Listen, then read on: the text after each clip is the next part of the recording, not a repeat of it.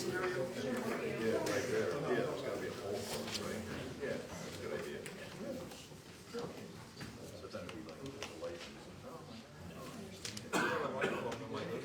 You gotta do something.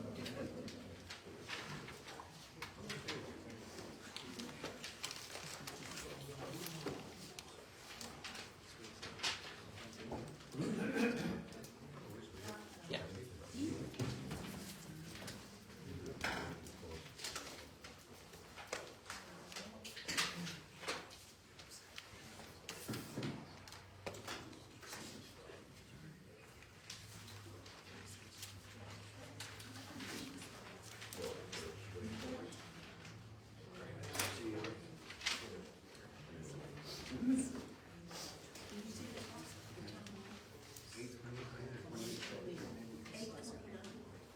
Sorry, 18, I guess I can.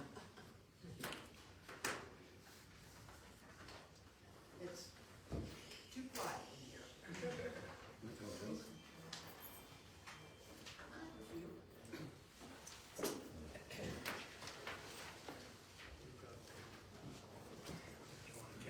That's how it is. This is New Year's.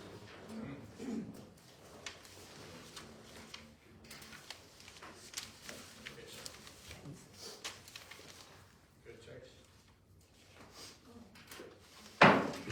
Good evening, everyone. The time is 6:30 p.m. The regular meeting of the Mayor and Council of the Borough of Freehold for February 5th, 2024 is now called to order. Adequate notice of this meeting is provided at least 48 hours prior to the commencement of this meeting pursuant to the provisions of Chapter 231, the laws of 1975, the Open Public Meeting Act. Notice of the time, date, and location of this meeting has been provided by posting a copy of the public meeting dates on the municipal bulletin board and by sending a copy to the Asbury Park Press and the Star Ledger, and filing a copy with the municipal clerk. If you ask everyone to please stand for a salute to the flag, followed by a moment of silence as we remember Adele Zarilli Springsteen, longtime Freehold Borough resident and proud mom of Bruce Springsteen, who passed away last Thursday. Chief Dispenza, please lead us. I pledge allegiance to the flag of the United States of America and to the republic for which it stands, one nation, under God, indivisible, with liberty and justice for all.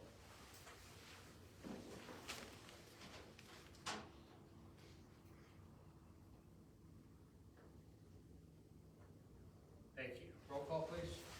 Mayor Kane, Here. Councilman DeBenzo, Here. Councilman Friedman, Here. Councilwoman Jordan, here, Councilman Reich, Here. Councilwoman Rogers, here, Councilwoman Shelton. Here.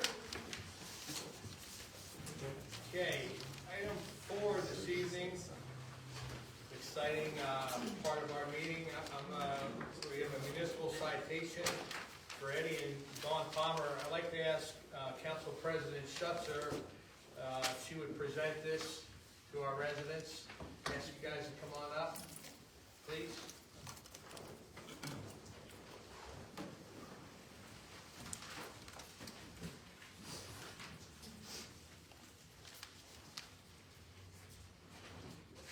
Come on. Don't be shy, don't be shy. So let me tell you the backstory here, so you can fully appreciate what's going on. On August 10th, we had a ribbon cutting at the new restaurant Saffron on the corner.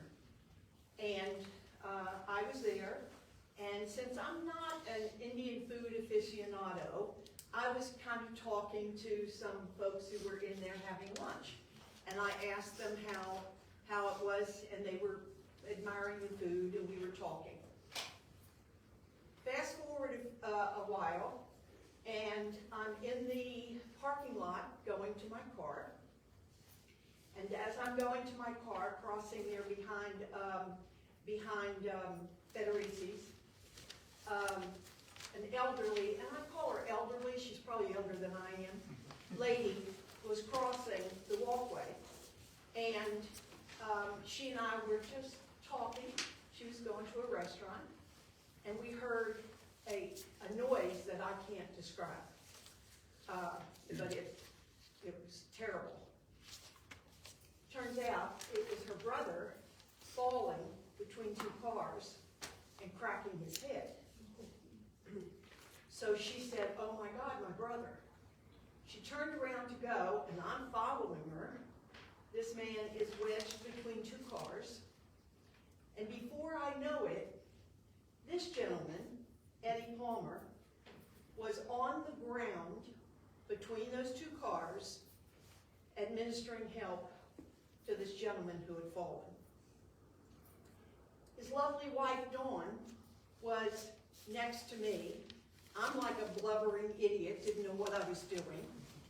Had called 911, they were asking me questions. I guess I was stammering and whatever, stuttering, and she said, "Give me the phone." Very calmly, she took the phone.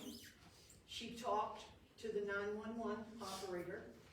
She gave all the information very calmly.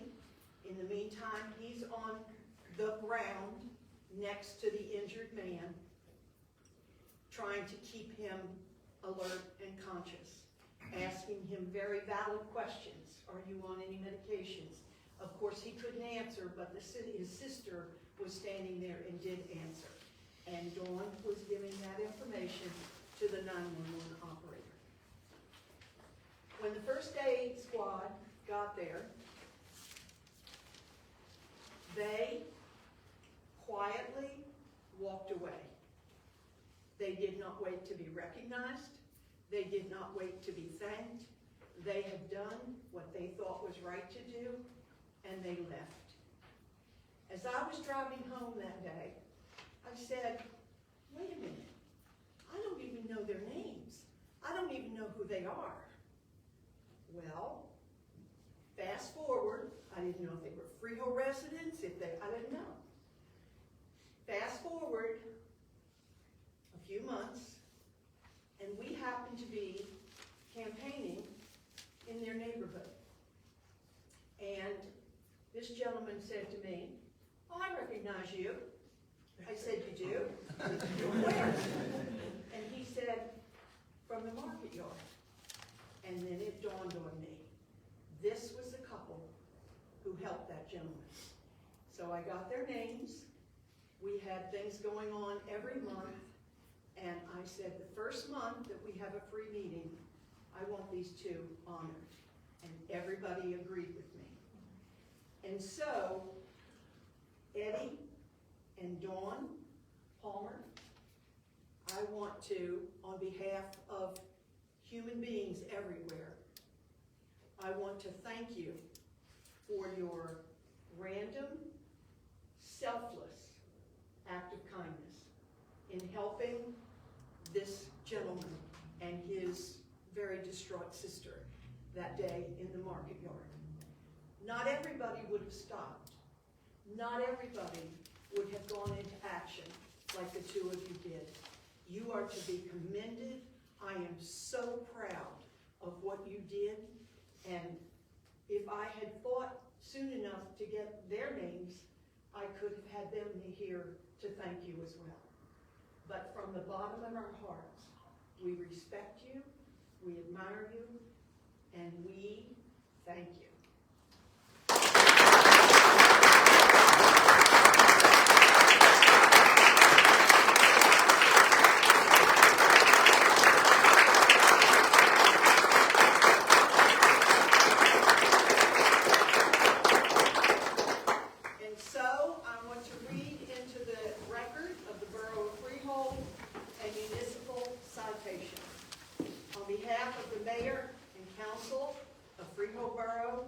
Commendations and praise are extended to Eddie and Dawn Palmer for your quick thinking assistance to a gentleman who fell in the market yard parking lot.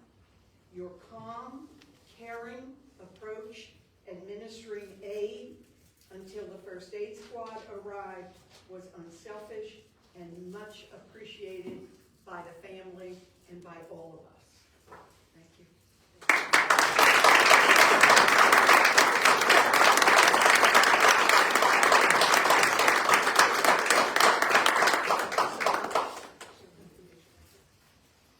I just hope if anything ever happens to me, they're there.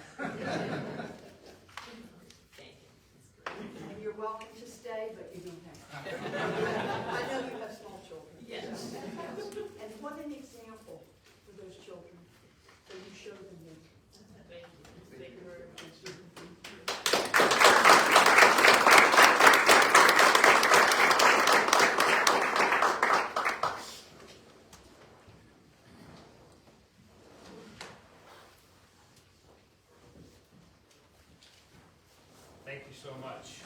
Thank you, Council President. Item 5 this evening on our workshop discussion, we have a topic of communications and public relations. I'd like to turn this over to Administrator Gallo on this one. Thank you, Mr. Mayor, members of the council, and citizens here in the chamber. We had taken proposals from companies that were offering to consult with us on raising our communications profile and generating a monthly newsletter that we would electronically distribute to the community, as well as assist us in providing professional guidance to get information out to the public through the various social media vehicles and channels, as well as traditional media. We all know that the press isn't what it used to be. The Asbury Park Press, you have to have a real good story to get their attention. The local electronic press, you need to feed them on a regular basis. So we're hoping to have a firm available to provide those services uniformly. Anytime we had some good news to get out or we needed to communicate something with people, they would be our go-to people to generate those facilities. Some concerns were expressed to me about the cost that was involved. The fee that was proposed was $1,500 a month, and I was asked to put this on the agenda for discussion. Sure, anyone from council? Well, I'm the one who had the Okay. questions. And my question simply was, can we justify spending $1,500 a month for this when we have, and I'm not trying to get anybody more work, but when we have so much talent on staff already, is this something that we can really afford to do? Yeah. That was my question. Sure. If it's done, it needs to be done with regularity, and when you have a deadline, you have to have it has to go to get assembled to the people who are going to do that. This would take this out of the pressures of our everyday life in terms of who's doing what at what given time, or what crisis is forcing us all to pay attention to something else, and make sure that this happens with regularity. I mean, that's one benefit. The idea is that a professional would be available, and each department would be asked to send stories in every month for the newsletter, as well as focusing on issues of the day, or one of the things we heard last year was that we could do better with communication. So that's the focus there. We do generate a newsletter. It's a one-page newsletter that's basically text, and this would supplant that and be a graphical illustration of what we're trying to talk about, whether it be tax rates or parking or redevelopment or anything like that. And I know you all understand the need for it. It's just a question that Councilmember Schutzer has raised, and is that, do we want to spend this much money on that process? So, Steve, I have a question. Who in this house will be the lead person to proofread and? well, the final, I would sign off on the final version of it before it got released to the public. But each department would be asked to send a story in, and it would be assembled, and then I'd look at the final copy. And then you would, okay. I just want to make sure there's one person I can go to in case there's a problem. Sure. So what's our ROI? What do we get in return for $1,500? Well, you get, number one, the tangible creation of a newsletter every month that's electronically sent out, and they'll help us set up, the mailing list so that it can be sent out at the press of a button. On top of that, they're providing quarterly printed newsletters, so we would have finished newsletter format that we'd still have to pay for printing as well, but those would be focused and mailed directly and distributed through storefronts or whatever. So that would be the base level, and then we would get additional consulting services whenever we had news that we felt we needed to get out. They would assist us in generating press releases and making sure they get to the boxes of the people who can actually act upon them and put them into publications. They would generate a press list. that would have every outlet in the county, whether it's the actual newspapers or the electronic outlets like the Patch and Tap Into, as well as on Facebook, on all social media, so that that information would get out through those channels as well. If there were a crisis, they would serve as a spokesperson. They would know how to deal with the media and, know what information gets out when it's supposed to get out, that sort of thing. Steve, will the committees and commissions have a hand in Sure. putting those out there? Yeah, they would be That would be a welcome good and thing. invited. A few of the Lake Toponemos Commission people are here, and we had thought to put some comments, some yearly, seasonal, whatever, about the lake. So this could be a good avenue for us to Sure.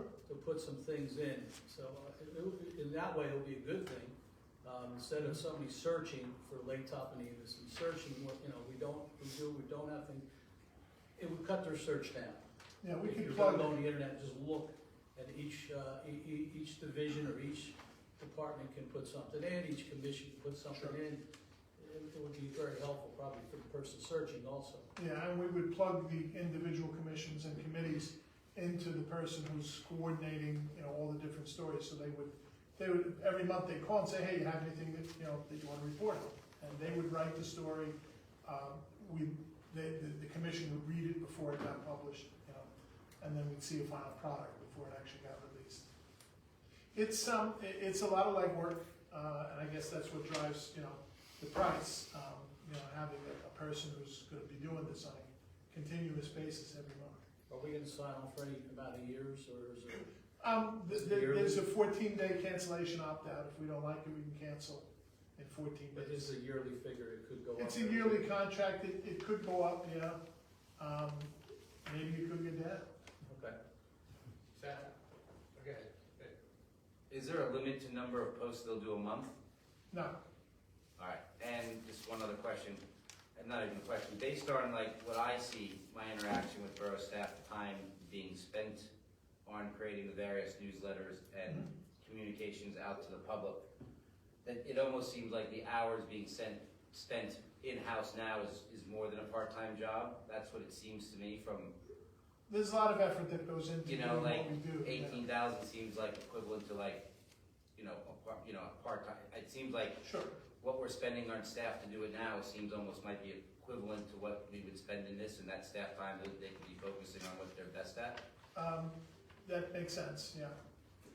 I just, as far as the residents, what I hear the most is they don't have the information that they need, as residents. So I think this is an important,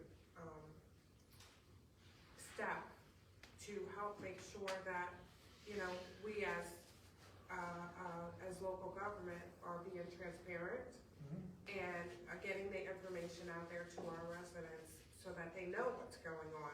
So many times, and again, it's not gonna reach everybody. There's still gonna be somebody who said, well, I didn't know this was happening. I mean, we still have people who are saying that they didn't know that there was paid parking downtown. Yeah. So there's still gonna be that group that's gonna say they didn't know what was going on. But I think it's important that we put the effort in. My main concern is, that as we communicate and as we choose avenues in which to communicate, that they're in touch with all of our residents, including our younger residents who may not use Facebook or things like that. I just wanna make sure the information is getting out to everyone. Yeah. And that there's also, a way to communicate with those who are not on, don't use electronic means to communicate. Yes. So that was my question too. So we have a certain universe of people that we can reach right now, Reelborough, through our Facebook and our Twitter and so will they guarantee that they'll help us build upon that? Yes. That's part of the strategy. They'll work with us to develop a communication strategy, and then we'll execute it once we agree upon it. This is a remote position? This is not in-house? They'll be here. They'll come down and talk to people. A lot of this has to be done face to face. Okay. Will they need an office or a desk in the building, or it's just No, roving? I think it's moving around. If they need, they can use the conference room. And you said that the quarterly newsletter, the printing and the mailing, that's through this contract? That's a separate charge. That's a separate charge? Right, So, and they'll use the printer that we designate. okay. I assume the fire department and first aid can. Sure. For them too. Absolutely. Can we get them to generate a proposal for us so we can take a look at it? I think you had said that a while ago, but I really want to say, here's the month of March, this is what we're gonna do for you guys, or here's the next 6 months, this is what we're gonna do. Okay. This is what we're gonna deliver, and this is what we guarantee we'll get back on our investment. I can ask them to do that. Yeah, I had previously sent along their proposal as well as samples of newsletters, but, you know, we can get them to give you whatever you want. That's what they're good at. Yeah. Yeah, I think there's tremendous value in this. We've heard it often, and you talked about consistency is the key, you know, so it's gonna be consistent messaging going out, and the price points, I think, is tremendous value in that price point also. I know a lot of other municipalities take advantage of this, and it's worked well for them, so I think it'd be great for us personally. Would they also manage our, be in contact with the people that manage our website too, and work with them in order to get posts and things like that up there? They would, yeah. Okay. Presently, they're doing Neptune Township, they work for the New Jersey Firefighters Mutual Benevolent Association, so they have an understanding of firefighters. I did some work with them in the past in Bayonne. They work for the city of New Brunswick, a number of different places. I really think it's important that we have someone who knows how to navigate the climate that we're in, and this is what they do. And while it seems like there's a high cost attached to it, I think in the long run, it's going to be beneficial because we'll be putting out the information in the right way and communicating, you know, where we can get the widest reach. I also think it's important to point out that it doesn't seem to be working, or if we can't tweak it where we're satisfied, we can always cancel it. In a year. No, you can cancel it in 2 weeks' notice. But how are you Oh, gonna- with 2 weeks' notice. I thought when you said 14 days, that it meant you had 14 days from the time you hired them to No, change your mind. you can, there are no hidden costs associated with our fee structure, and our contract provides for a mutual 14-day opt-out. Mutual. Yeah, which means we both agree. that- Well, I know what that means, but they could disagree. It wouldn't be mutual. Good way to stick around. Good, right? I think it's great. I'm leery of the cost right now. That's my whole thing. Sure. It's a jump for us. It's something that we haven't done in the past. We sought this out as a reaction to the feedback we were getting from the community. And we are getting that feedback. Yeah.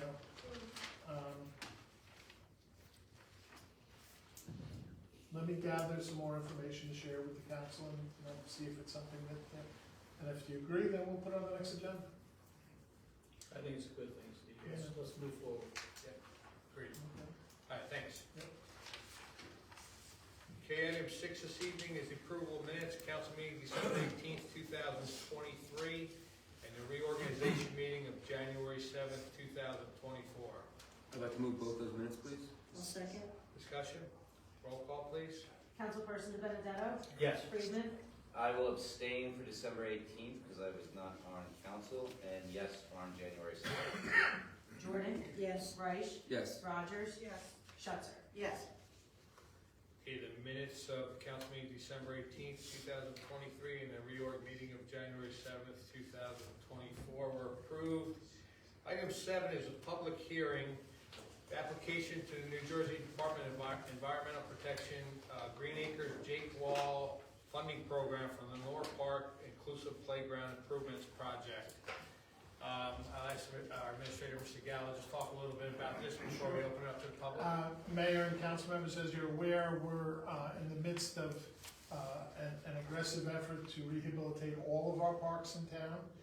The next park up for funding is Lenore Park, which is over on Lenore Avenue. We're looking to replace the play structure with a new play structure that would be financed with a grant from the New Jersey Green Acres Jake's Law funding program. Jake was a young boy who was, had certain disabilities, and he used to go to the playgrounds, and he used to watch the other kids play, and he'd tell his mom, how come I can't play? He was in a wheelchair and he wasn't able to get onto the equipment. So there have been some great advances in playground equipment and modernization that make these facilities accessible to all children with disabilities, without disabilities. They're safer, they're much more creative. There's a lot of interesting components that are involved. So we asked our engineers from Abington Engineering, Steve Kislick and Anthony Maltese, to look at the available equipment and come up with a design so that we could get an application in. The next step is for us to have a public hearing to tell the public, what we're trying to do. And the idea is that moving forward, all of our playgrounds would have inclusive equipment so that all the children in the community can take advantage of them. Generally speaking, the funding for this would pay for 75% of the cost, and then we have to make up the other 25%. But what I've been doing is getting the match either through the county open space program or through the community development block grant program, which essentially means the playground equipment will be upgraded and improved at no direct cost to the borough taxpayers. At this point, I'll turn it over to Anthony and Steve to talk about what we're looking at for this particular park. I wanted to show you the location if everyone's not familiar with the location. Location is on Lenore Avenue, which is a short street bounded by Stokes and Ward. It's about a half a block long. And what's unique about this park is that most of the equipment is what they call all-inclusive, meaning many of the children with disabilities can use it, and kids of all ages can also have fun with it. For instance, the swing, the dad sits on the swing and the child is in almost like a high seat that you would wear, that you would mount on a ride to Great Adventure. He can hold on and the parent is right in front of him. And all of the equipment is at the same level as a wheelchair, so it makes it easy for the kids to transfer. They have another piece of equipment which we introduced, was a wheel where someone on a wheelchair can just mount on it and spin around, just like a carousel. Another piece of equipment is sensory. They can climb on it and press things that generate sound. And in the very center of the park, which is one of those big playground structures, it can be accessed with someone on a wheelchair. It has a decorative ramp and a lot of sensory touch pads. Another piece of equipment, if the kids are shy and don't want to be part of the mayhem of the playground, they can go under a little shelter, like a little cove, and separate themselves from a lot of activity. But these are not exclusive to kids with disabilities. It's all children will have fun on them. So that's what's unique about this park. And it's as Steve had said, it's a law that was passed by Governor Murphy a few years ago called Jake's Law, and they're trying to promote the development of these kind of parks throughout the state. And the funding is Green Acres. That's correct. Any questions? I have a question for you. The equipment that you're talking about, is that American Disability certified? And what Yes. company puts that out? That's Game Time, which is a Playcore company. I like to use Game Time. They're a local manufacturer, and we have a lot of their equipment all over town. So if one piece breaks down, we can interchange some of the equipment from the same source. We're not going out to the Midwest to a factory. It's a local company. So the company is certified by the American Disability Correct. Association? Correct. And how long have they been in business? Oh, I wouldn't say over 30 years. Over 30. And where are they located? Wall Township, Spring Lake. They're on Route 35 in Spring Lake Heights. Mailing address is Wall Township. Sir, I wonder if we could get your name and address for the record? Sure. It's Mike Falcone, Okay, 18 Dogwood Drive thank you. in the Great Borough of Freedom, New Jersey. Didn't recognize you back then. Thank you very much. Sure. I don't know if you want to show the council members through the panels? Yes, this was the location, and what you see, the outline that you see in blue is poured-in-place rubber. You see them doing this a lot to basketball courts, tennis courts, and the thickness of the rubber depends on the fall height of the piece of equipment. And this exhibit is the various pieces of equipment. This was the one where a child could get in this and twirl around this if they want to separate themselves from all the activity. They like the shelter. This is what they call a wave climber. And all of these, this is like a spinning seesaw. This is the swing where the parent can sit and they'll face the child. And they're all at a height, you know, that is easily transferable from a wheelchair. Or as this piece of equipment, the wheelchair can just ride up into it. It can also access up a ramp to the centerpiece, to the big centerpiece playground. Yes. So this was some of the equipment that we had, different types, that are all, you know, a wheelchair can sit in here, spin around. But kids of all abilities, that word inclusive is kids of all abilities. All the kids will have fun with it. Is there another park besides that chart or going on their website that we can actually go to physically see the equipment? I will ask them where a local park would be. But again, they're a local company and they will give me some names that I can give to Mr. Gallo. None on hand right now, though. None that I'm aware of right now. It's After 30 rel- years of business. This is relatively new, Mike. This. Yeah, Sure, this was a recent law passed by Governor Murphy that's, Right. it's a few years old, and if the Jake's Law is, that park is located in Cherry Hill. And he That's was- exactly what I need. Thank you so And he was much. a child that had a heart condition, and he had rehabilitation at this park. Thank you very much. Lots of people think that that park is part of Kingsley and owned by Kingsley, but it's not. It's ours.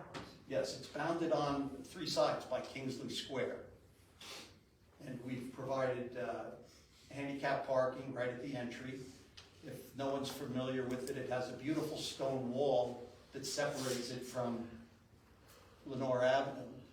And it's a nice location. It'll get plenty of use based upon the location. And this grant goes along with the Mayor's Wellness Initiative for Inclusive Healthy Communities. We have another partner in town that we're working on with, that we got a grant funding from the Department of Disabilities that is helping people gain access to healthcare. And this is just, with disabilities to have access to healthcare. This is just kind of an extension of our commitment to making our community inclusive for all. It's a great opportunity. And I'll provide Mr. Gallo with various locations. Thank you very much. Thanks. Anyone else? Okay. That's all we needed was a public hearing on that, correct? That's correct. I would be remiss, though, if I didn't acknowledge Councilmember Jordan's fierce advocacy for these types of improvements, and I know the rest of the council supports this as well. Do we need a motion to close this public hearing? So, Yeah, okay. Second. Roll call, please. Councilperson Benedetto? Yes. Friedman? Yes. Jordan? yes. Reich? Yes. Rogers? Yes. Schutzer? Yes. Okay, the public hearing is closed. Item 8 is a resolution authorizing application to the New Jersey Department of Environmental Protection Green Acres Program. Move that. I'll second. Discussion? Roll call, please. Councilperson Benedetto? Yes. Friedman? Yes. Jordan? Yes. Reich? Yes. Rogers? Yes. Schutzer? Yes. Okay, that resolution is adopted. Item 9 is the first reading and introduction, ordinance 2024/1. What is a revised version? Oh, sorry. I was doing good. I was checking off the wrong side. Okay, item 9 is on revised agenda, everybody has a revised agenda, except me. No, resolution recognizing February 2024 as Black History Month in the Borough of Freehold. Someone like to move that, please? I'll move that. Second? Discussion? Roll call, please. Councilperson Benedetto? Yes. Friedman? Yes. Jordan? Yes. Reich? Yes. Rogers? Yes. Schutzer? Yes. Thank you. That resolution is adopted. Thank you, Councilmember, for that. Item 10 is first reading and introduction ordinance 2024/1 to amend and supplement Title 15, Buildings and Construction of the Code of the Borough of Freehold, amending jurisdiction of the sign committee. I'll make the motion to move that. I'll second, please. Discussion? This is the first step in the process of making the sign process application cleaner and easier for applicants.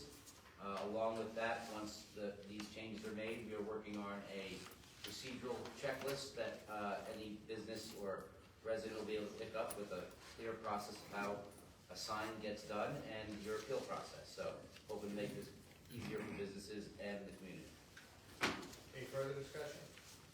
Roll call, please. Councilperson Benedetto?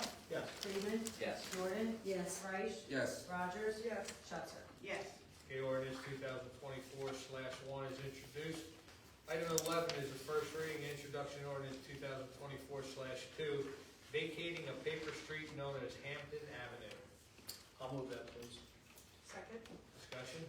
Yes. Okay. Go ahead, Ed. No, No, go ahead. I was just, because I didn't know what a paper street was, I wanted to explain. You go No, ahead. go right ahead. I thought you were gonna ask anybody know where Hampton Avenue is. Yes. Well, I did, when it was brought up, I said, I know every street in this borough, where's Hampton Avenue? Paper Street is on paper. It's not officially a street. See? I was just gonna say the fire chief's in the back and the police officer here. I don't think we've ever had a call on him. One of our safest. Any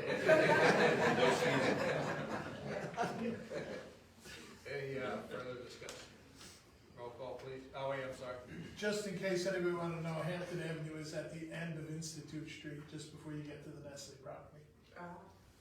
It's like a T street, and it's on paper only. And it's not really a street. No. I guess I just have one question. If a street was there, that doesn't make it accessible to any buildable lots, right? What happens when you vacate a street is the property gets given back to the two adjacent property owners. So, I don't know the exact width of Hampton Avenue, but half the width would go to the properties that you see at the end of Institute Street, and the other half would go to the last lot on the end of Institute Street. Coincidentally, the borough happens to own the last two lots on the left-hand side. And the addition of this additional footage would make them buildable, marketable lots that we can then sell. Perfect. It's a 40-foot. 40 foot to 20 and 20, yeah. Hampton Avenue going once. Any further discussion? Roll call, please. Councilperson Benedetto? Yes. Friedman? Yes. Jordan? Yes. Reich? Yes. Rogers? Yes. Schutzer? Yes. Okay, ordinance 2024/2 is introduced. Item 12 is our consent agenda. Just a note that matters listed under the items of consent agenda required to conduct the day-to-day operation of the borough and will be enacted by one motion in the form listed below. There'll be no separate discussion of these items. If discussion is desired of any items, that item will be considered separately. Someone like to move? Before we vote, may I pull CR 13B? I have a copy. Yeah, so we'll just pull CR 13 total. Thank you. Okay, any, I just need to abstain from CR 14H, the raffle license for the Elks, I remember there. all right, you don't have to pull that today, you can just abstain on that one. Could Mike do the same thing? And abstain for the one that is? Technically, right? Yes. So we need to pull it. Okay, so abstain on that one. Correct. All right, so, somebody like to move, consent agenda items CR 1 through CR 14? I'll do that. Second? Discussion, roll call, please. Councilperson Benedetto? Yes, I would like to abstain on CR 13D. Friedman? Yes, with the extension on CR 14H. Jordan? Yes. Reich? Yes. Rogers? Yes. Schutzer? Yes. Okay, consent agenda items CR 1 through CR 14 are adopted. Mr. Mayor, just for the record, Tracy, they have to abstain on the entire resolution, so not that. Not just part. that one. Yeah, just have to Okay. abstain. All right. You can't parse out. Pick it out. So you just have the whole abstain on the whole resolution. I would shall abstain on the whole resolution. Yeah, I shall do the same then. And they shall all be adopted. Okay, that's the end of our consent agenda. Item 13 is the approval of bills. I'll move that. I'll second. Any discussion? Roll call, please. Councilperson Benedetto? Yes. Friedman? Yes. Jordan? Yes. Reich? Yes. Rogers? Yes. Schutzer? Yes. Okay, our bill list is approved.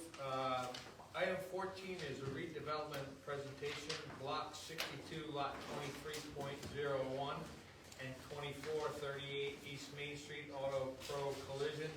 I'd like to ask our attorney, Matt Good, to set this up for us, please. Mr. Mayor, thank you. This is not Groundhog Day.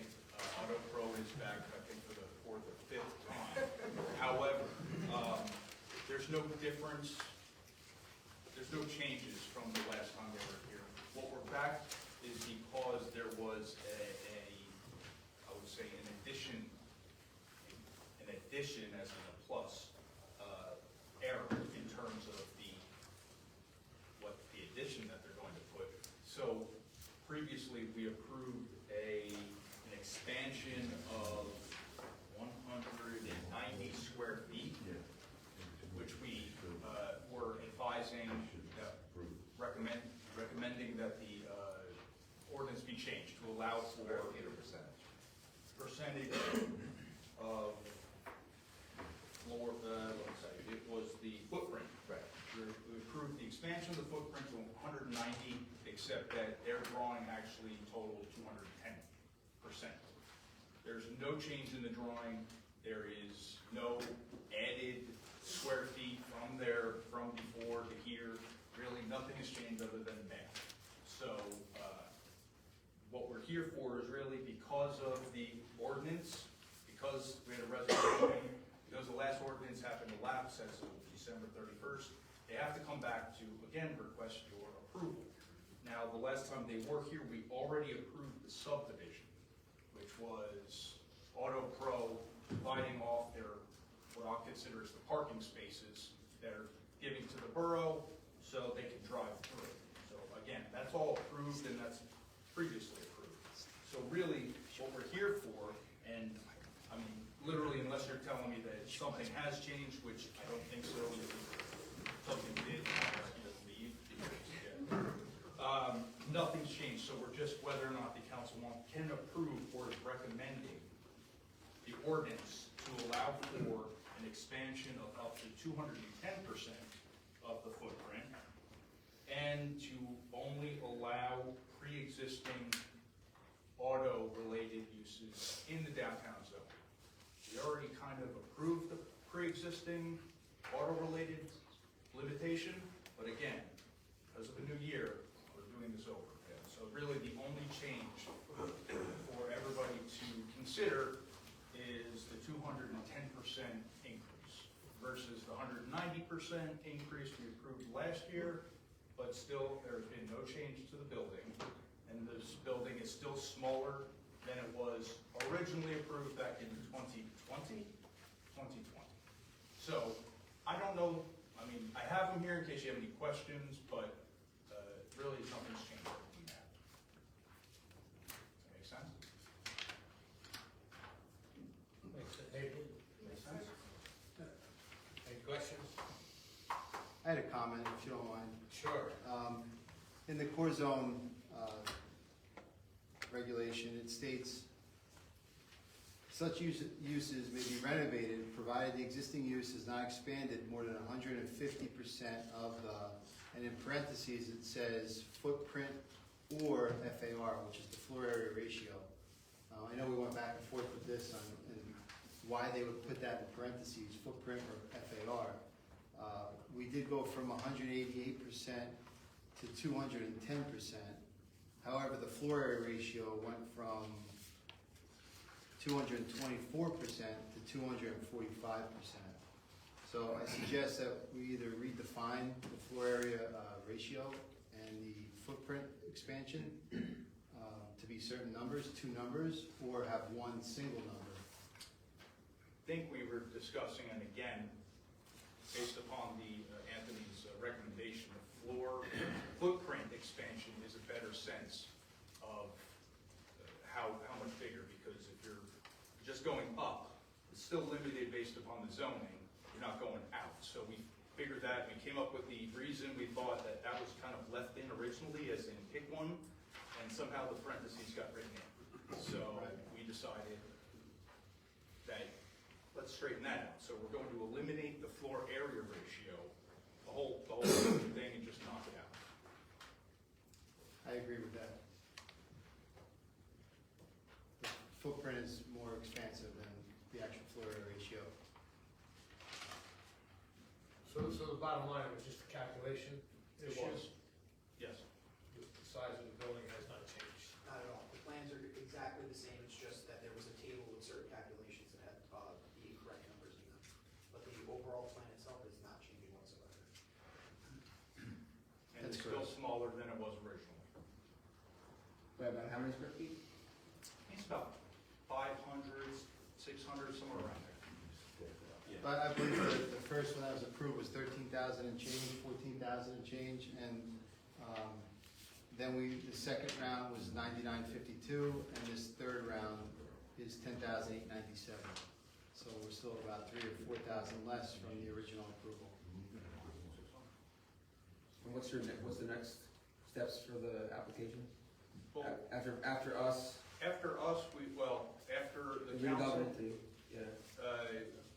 if it's approved, we make a recommendation, we'll introduce an ordinance next meeting to allow for these changes.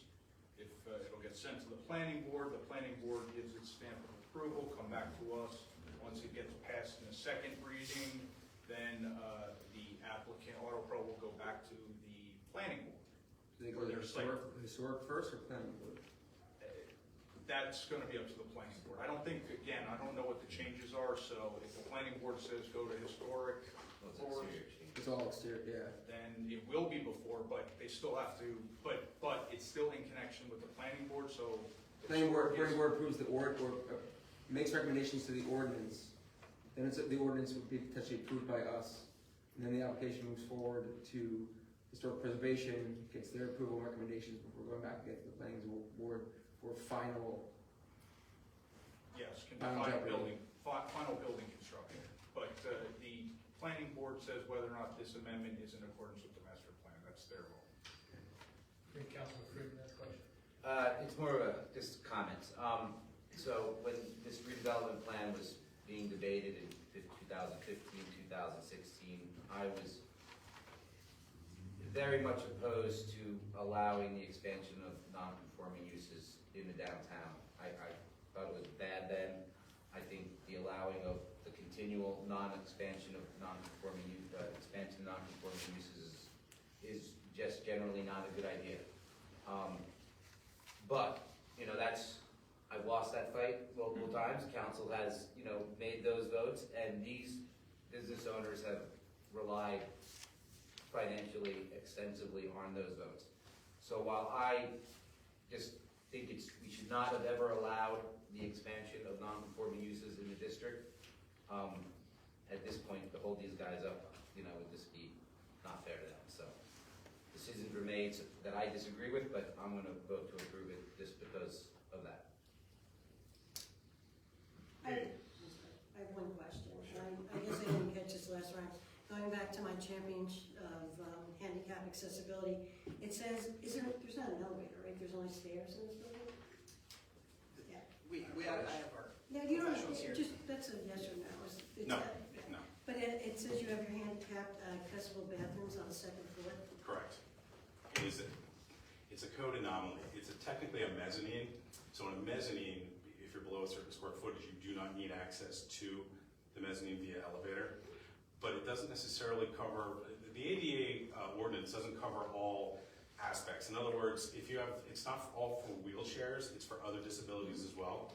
So the addition of a new bathroom does require an ADA expansion, or an ADA update. So it'll be an ADA for lower level bathroom as well. Correct. Yes. I know it's a weird thing with mezzanines, but that's where we are. And then just two other things. Under this plan, there's still gonna be no cars parked in the market yard. All are gonna be inside the building. Everything that, with the exception of these numbers, stays their approvals, if they. I wasn't step there, I mean, I was outside. there, Well, but not here, but. Whatever the previous resolution was approved and allowed for is still. And that's what it was, yes? That was my understanding. Yeah, that's- that is- That was Everything everybody's was gonna understanding. be enclosed, Yes. Yeah. and there was gonna be a fence Right. or anything. That's all purpose. Well, no, but nothing is. I thought there was gonna be a fence. There is a fence. Yeah. But is are cars gonna be out, parked outside? All are gonna be inside? Not in the market yard, Okay. on their property. Okay. Mr. Mayor, my only comment is that I think that we're making it difficult for our planning and zoning board when we keep shifting the ordinances. So at certain points for certain applications, obviously this one is a long time running. Right. There was a mathematical issue that is bringing them back here today, and I'm for making the correction to allow them to proceed. But at a certain point, if our ordinance says 109%, that's what applications have to. I think we should go back to. Whatever the ordinance says, or whatever it No was, expansion. we need to make sure that applicants understand that that's the limit, that we need to stop shifting ordinances to allow for applicants to work. Other applicants come before us and planning and zoning board, and they abide by the restrictions, and we should make sure that it works for everybody. This is an anomaly, to use Greg's term, regarding the code and everything else like that. And, but I do think that going forward, we as a redevelopment entity should make clear determinations so that when it does move forward to planning and zoning board or for the historic preservation, there's a clear definition of what the redevelopment entity is looking for and what the redevelopment entity has allowed based upon our ordinances. Thank you. Agreed. Anybody else? So the action you need from us, just the, you guys are okay, and, I have one question. Any kind of, in case of a fire, any kind of system that they can hook into the fire department, or if the cars are inside? Yeah, based on their square footage, they're required to have a monitoring system. So yes, they will have a fully monitored system, the building will be fully suppressed. Okay. anybody else? You guys are okay? On the next, council meeting, on the agenda will be a resolution approving, the expansion, recommending change, as well as the ordinance to introduce and send over to the planning. Who's doing that? Yeah. Bless you. Good. Thank you. Thank you. Thank you, council. Thank you very much. Okay, item 15 is the public comments. I'd like to open it up to the public. If anyone from the public would care to make a comment to the governing bodies, please step forward, state your name and address for the record.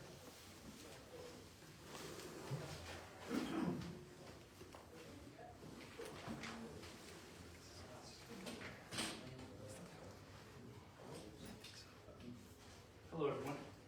Mike Falcone, 18 Dogwood Lane, in the Great Borough of Freehold.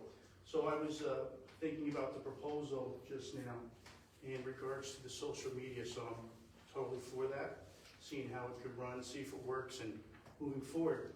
But there is an opportunity also, I was thinking, as a alternative, as I do sit on the Library Trustees Committee, thanks to the Mayor and Council, thank you. I think we'll be able to work with soon. Kathy Mulholland does an amazing job with her newsletter, an amazing job. She hyperlinks it, She's got a background with social media.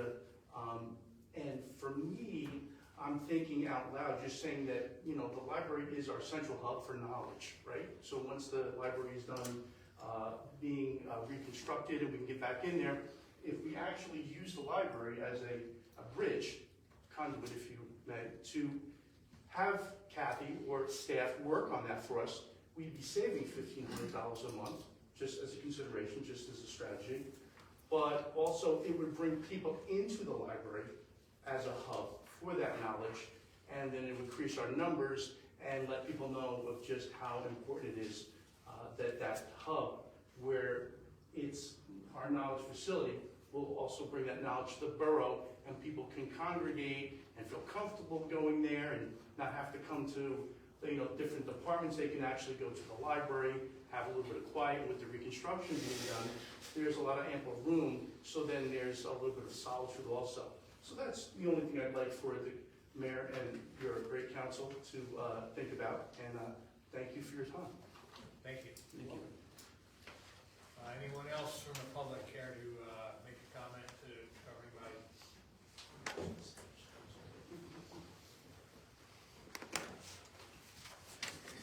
Louis Estes, live at 136 Robertville Road, Freehold Township. I'd like to start by asking if you have any updates on the county's offer for us 30-second survey on Lakeville Business Park.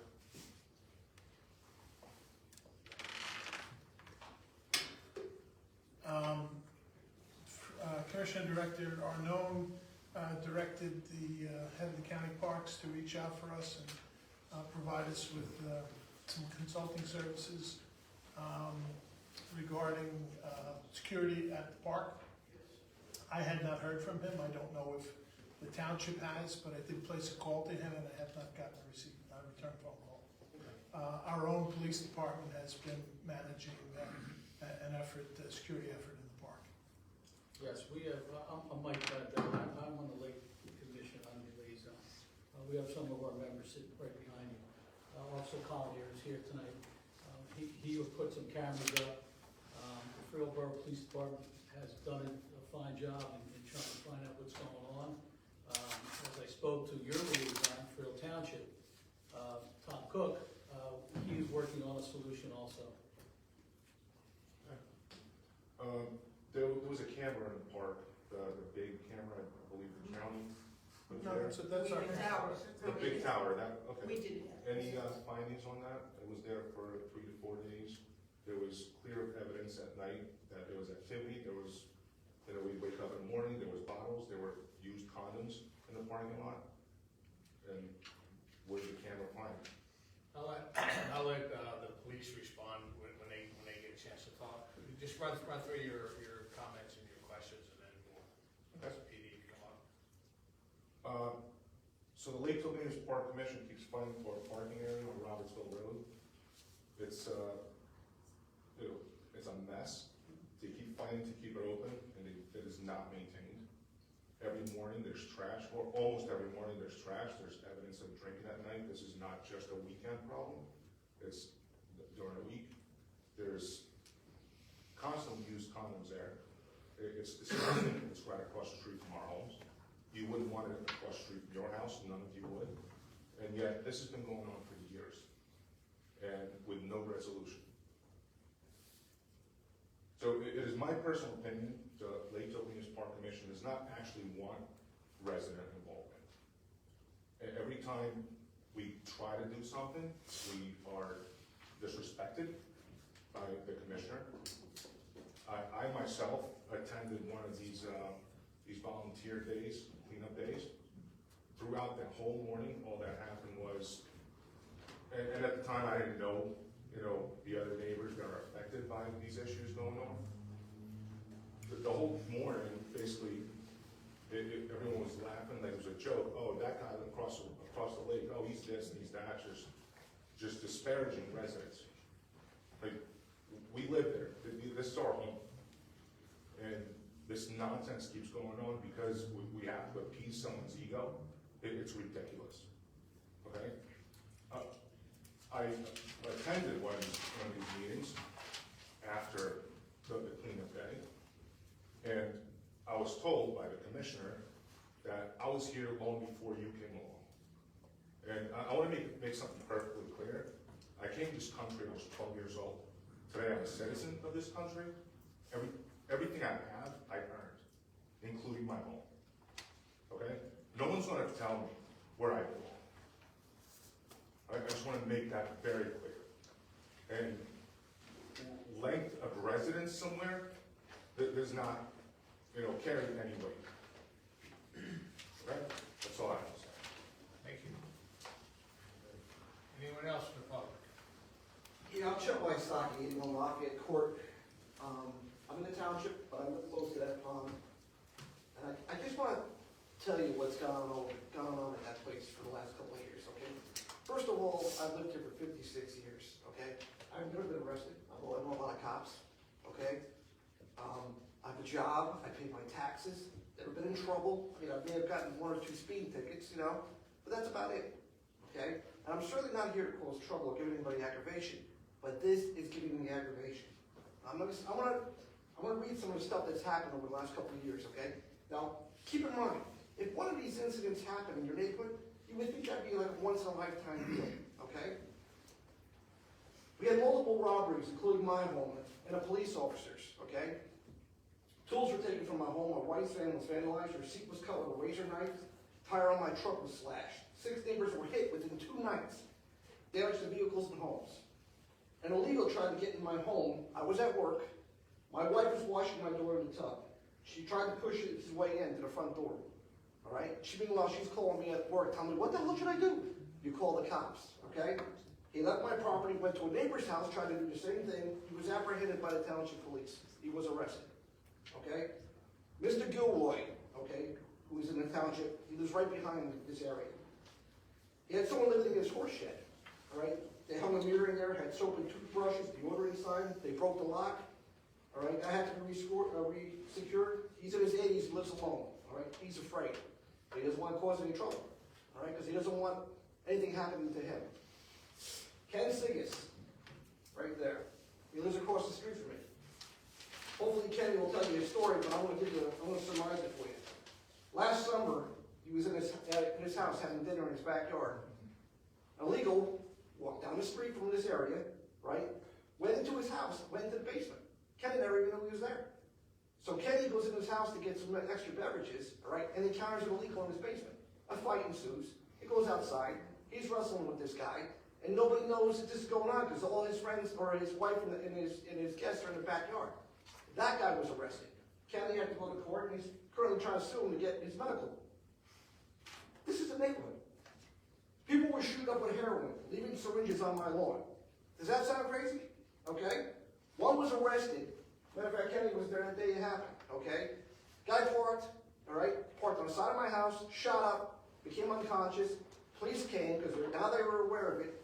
They arrested him. And his routine was he'd go to Eli's, get a bagel, and shoot up in front of my house. That was his routine. This past summer, people having sex in their cars in front of my house. Daughter witnessed this activity as well as neighbors. At least one was caught by the township police after the license plate was written down. All right? Garbage and booze bottles tossed onto Lafayette Court, coming out of this area. Okay? At least one was called out by Detective Reef. John actually called the guy. He got his number, he called the guy, and the guy, what the guy said? He admitted to doing it. John told him not to do it anymore. People on park in Lafayette Court and Lake Drive walk into the woods at night with backpacks. This is ongoing. We've told you all about this. Okay? Last summer I caught illegals roasting a pig in the woods back there. Okay, I didn't say nothing about it. I figured, okay, eat your pig and move on. All right, that was the least of my worries that day. 2 summers ago, I had illegals sleeping in my boat inside my driveway. Okay, I was blaming my daughter for leaving the radio on in the boat. Okay, it wasn't until I went inside the boat and found a Goya can in there. Okay, and they were listening to Spanish stations. All right. Township was also called to remove huts, couches, furnitures from the Lake Drive side of the park. They went in and collected several dump trucks worth of garbage. Large amounts of painted graffiti. Okay? You guys have witnessed this stuff. This is no joke. Okay? 2 months ago, or last fall, somebody was nailing stray signs to the trees without any authority to do so. I mean, there was a lot of people in the neighborhood thought they might have been anti-Semitic. To 2 months ago, I reported cars parked and people being in park after hours, right? I talked to the committeemen who told me that they were gonna reach out to the borough police, all right? They were gonna reach out to the township police and give us, because they want us to do this so-called neighborhood watch, which I'm all in favor for, okay? But it works both ways, okay? If we're telling you something and you're coming out and you're seeing this stuff, right? Don't you think you should give us some feedback of what the hell's going on? Because I live there. Cops have been called for several years about people being in that park after hours, like I told you. My daughter had a condom stuck to her shoe while walking in the pond. I reported it at one of the township committee meetings. This is all fact. This is not fiction. I mean, if they wanted to look into this, or if you wanted to look into this, this is all documented stuff. Okay? I live in the borough as well. I lived on Prospect Place. Okay? Nice little street, quiet. I lived there for quite a while. When I was working at Nestle, I never had a problem. Okay? When my father got sick with cancer, I figured I'd buy a house closer to my mother in the township. That way, if anything happened, I'm close by. That was the worst mistake I've ever made. Because living next to that pond, and again, I've lived there for 56 years. I've walked in that pond, it has gotten worse. Worse. Okay? And then when you come in here or you complain to somebody and someone makes comments or writes down the fact that maybe you're a so-called puppy, all right? That's a real slander to your credibility here, okay? I'm tired of it. These guys are tired of it, okay? So I write emails. Someone's got to do something about this. When is this going to end? It's because it's not stopping. That's all I got to say. Thank you.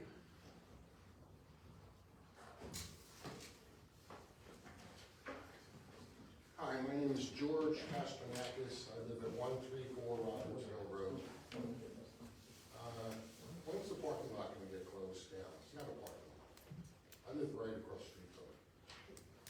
I've been there 30, excuse me? I said it's a parking lot, I use it all the time. It's not a parking lot. It is. I've been there 37 years. It's a pull-off. It turned into a parking lot somehow. Never approved. No variances on it. It's not a parking lot.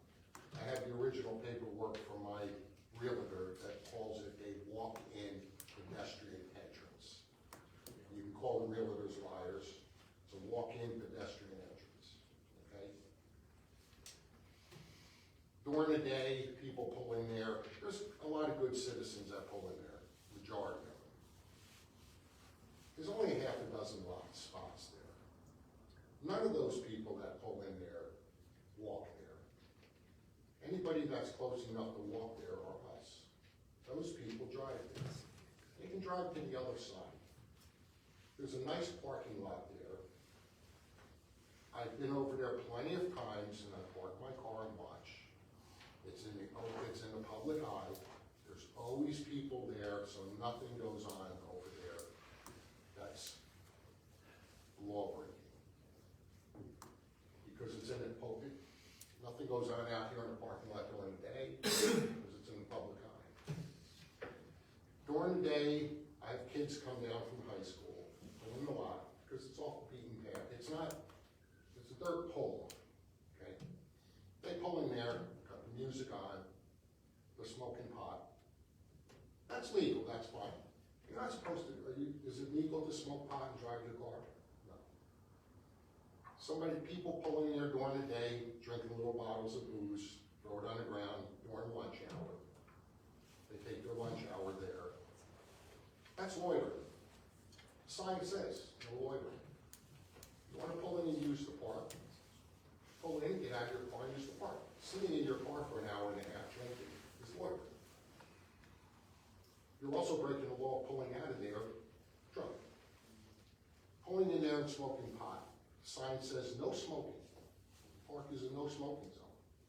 So when you're smoking cigars, cigarettes, or pot, you don't belong in that lot. That's during the day. I've had people out there, kids out there, the music a little loud. My house is 25 feet away. That's a little too close. People out there with their music on. Walk out there and say, can you lower the music a little bit? My house is right there. This is a public park. We can do what we want. We all know everybody's attitude today.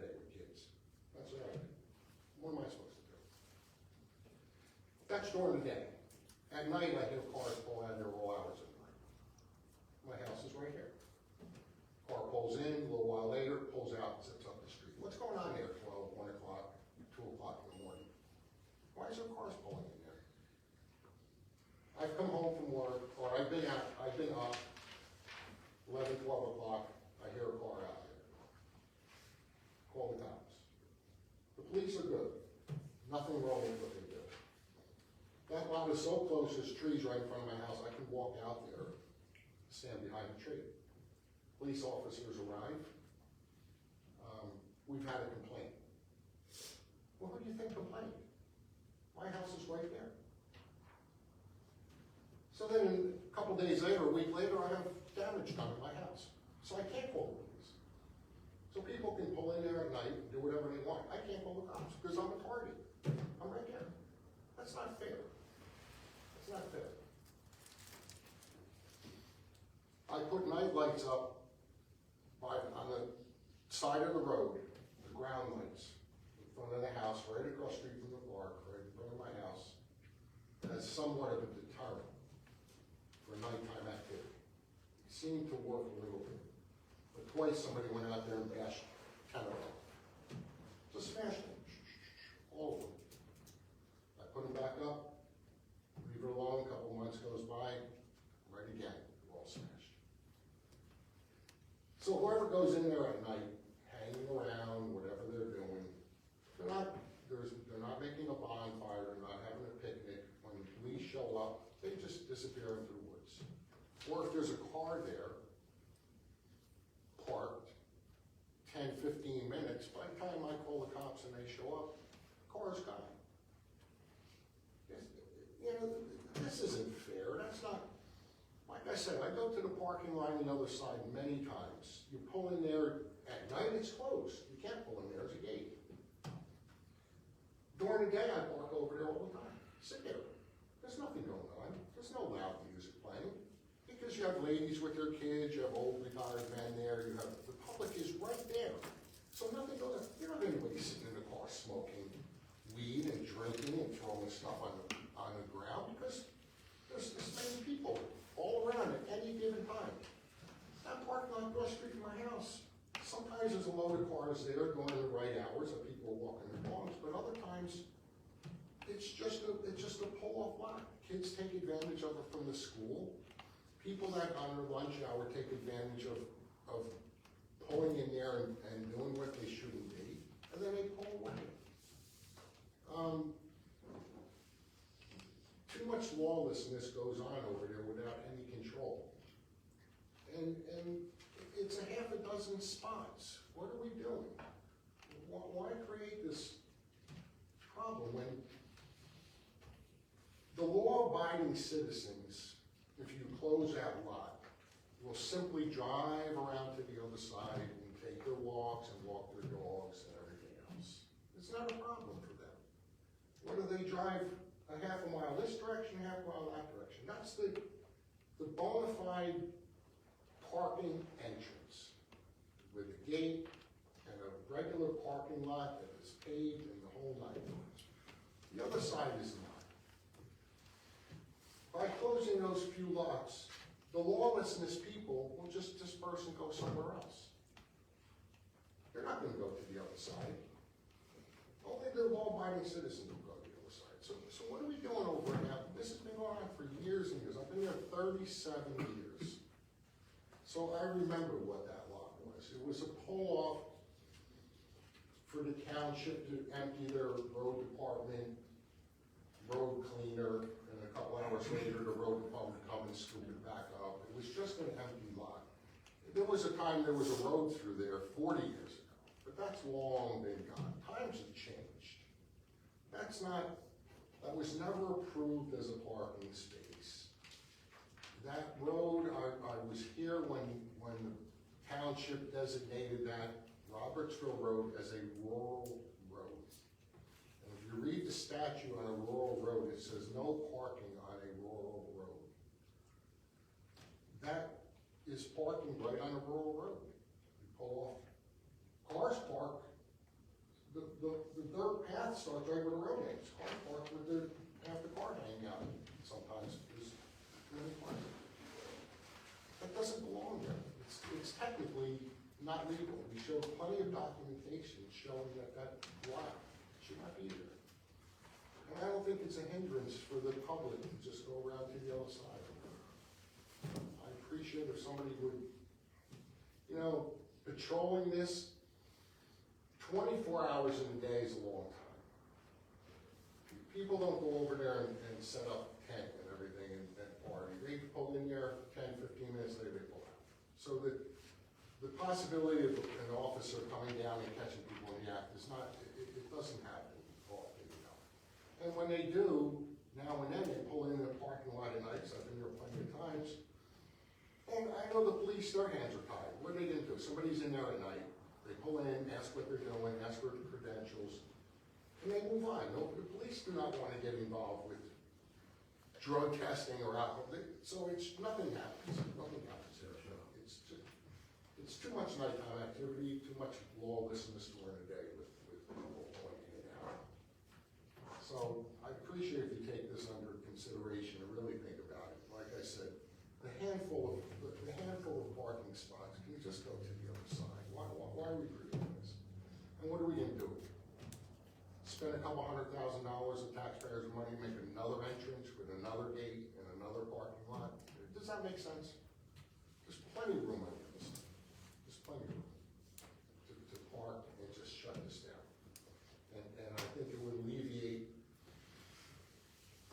a lot of nighttime activity that's going on that Chet's talking about. I think it's just a magnet for activity on that side of the park being the way it is. I think it's just a magnet for God knows what's going on inside the park, but a lot of nonsense is going on inside the park. There's a lot of crazy graphics written on the trees and bonfires up in the woods. It just doesn't seem right.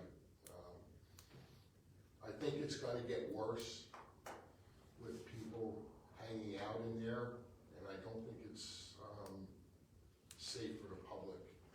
And not to mention that I got 3 daughters that come home different hours. And a lot of times still come down, 11, 12 o'clock at night, ones that are working later just out. And there's a car parked there at 12 o'clock at night in a dark parking lot. And they pull in the driveway and the car is 20 feet away in the dark. Who's in that car? Tinted windows, dark. That's kind of, that's sketchy for me with 3 daughters coming home like that at different hours. I don't know who these people are, and I can't approach them without endangering myself. And like I said, when I call the police, there's been a complaint. Who complains? Back house right there. Broken bottle in my driveway, busted lights. People get pissed off because they know that the police were called and they don't do nothing. A week later, trash is tossed in front of my house. That's retaliation. So, Mr. Mayor, can I say?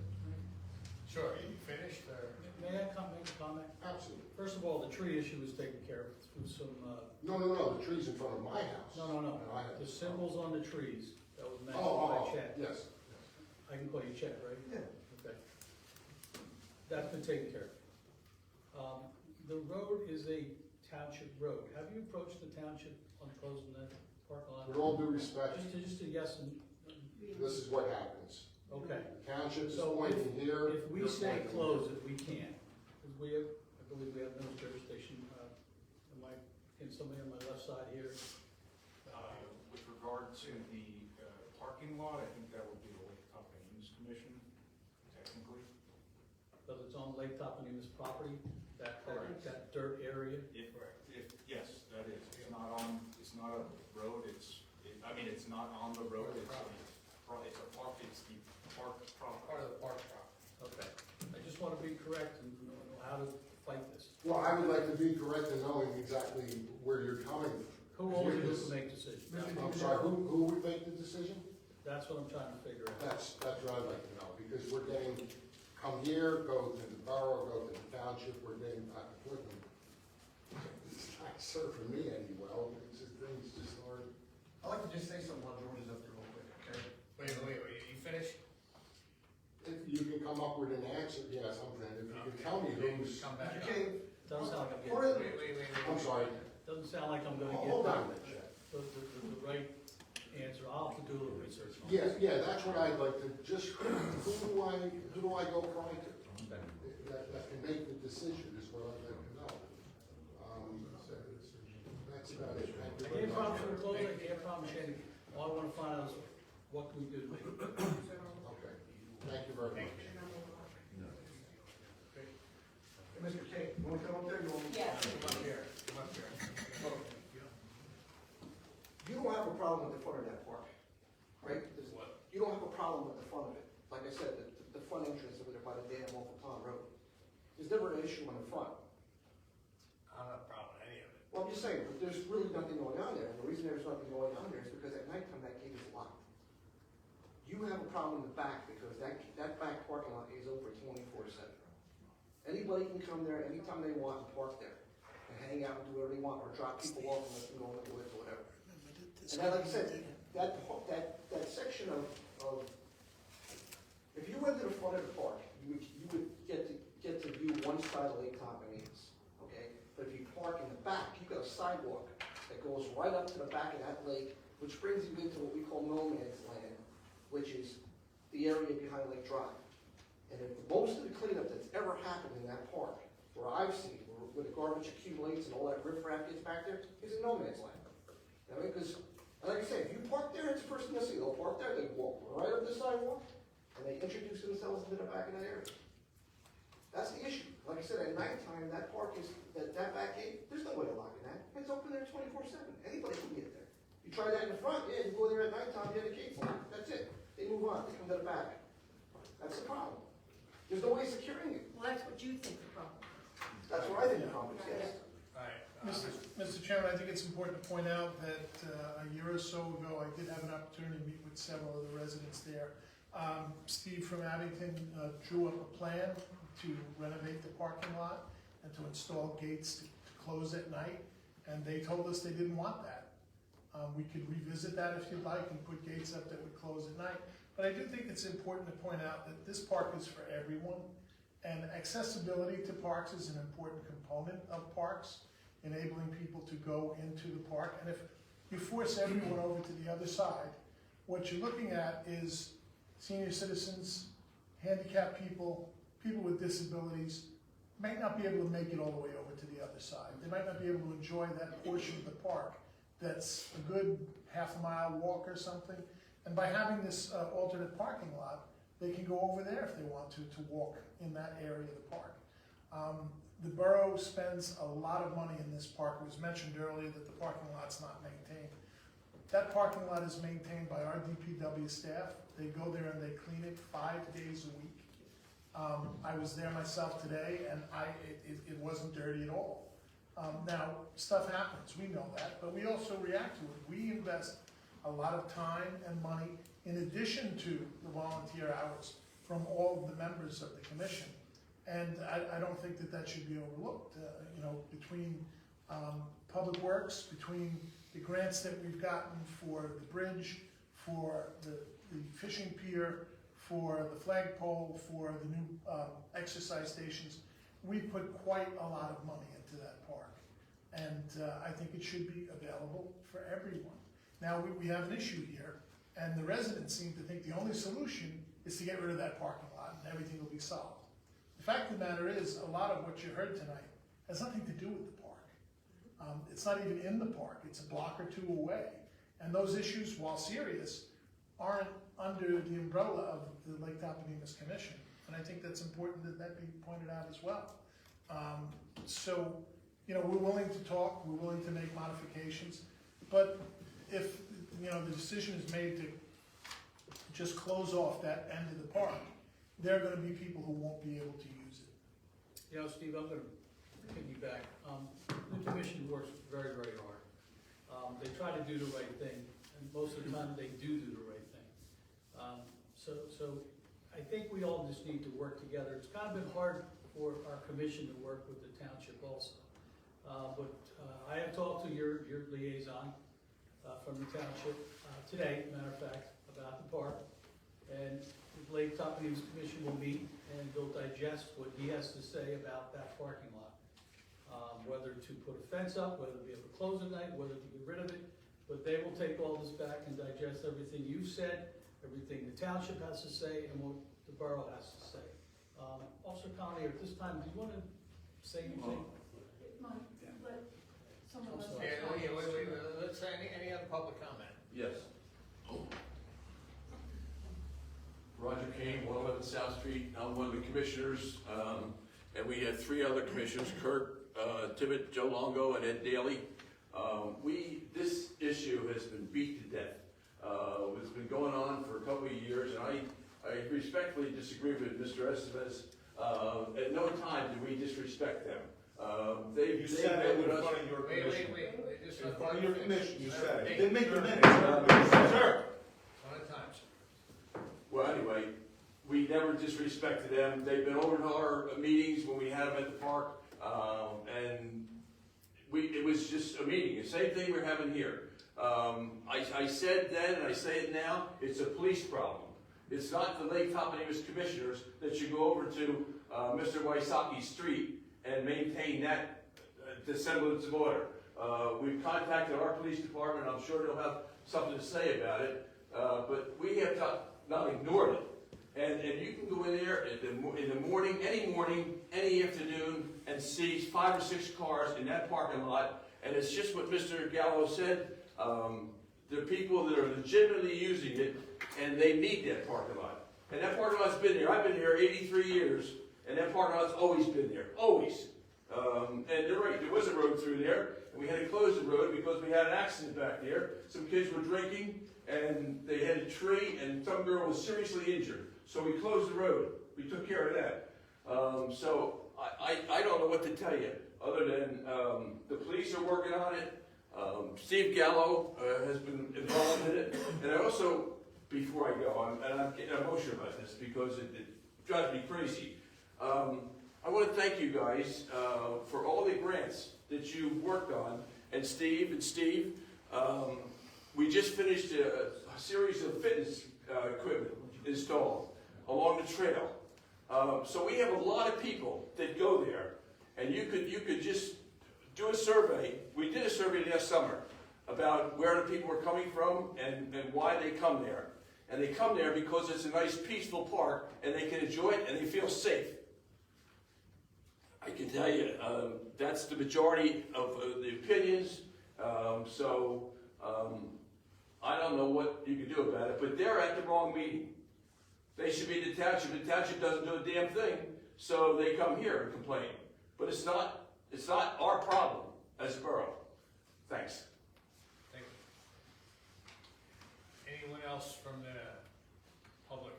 Before we I have get to something to council say, comments? please. I just want to state, and if any of you would like to see this, we have years of disparaging comments by Roger King to us residents. Okay, so when he's sitting there saying he doesn't understand why this or why that, years of disparaging comments from the commissioner of the Lake Tappan Park Committee. Ask the other commissioners about that. I'm sorry, I don't want to get into If you're really interested. Yeah, you want to see email? Stop. Any other comments? No, I like the comment. I like Any the other comment. comments? I like the comment. Luis Estevez is telling the truth. Because I have comments, and Mr. Gallo has emails too from me, showing how we are being disrespected. I have one right here on my phone that was just written about a week ago. So that statement about not saying disparaging statements, not once have we ever fired anything disparaging against him. We've listened, okay, and we might not agree, but we certainly don't get nasty and get personal about it. Or call someone an obnoxious, loudmouth wannabe, and then sign it LTPC. I think that's libelous, if I'm not mistaken. Keep that in mind. I'm just about to jump out of my skin. Thank you. So, I'm not disrespecting anybody, and I want that understood. When I give my opinion, and it differs from yours, that is not disrespect. That's my right to say what I think as well, and that's what I'm doing right now. I am not here to defend Roger Kane or anybody else. I'm here to do what I think is right to do as a councilwoman. I have my opinion.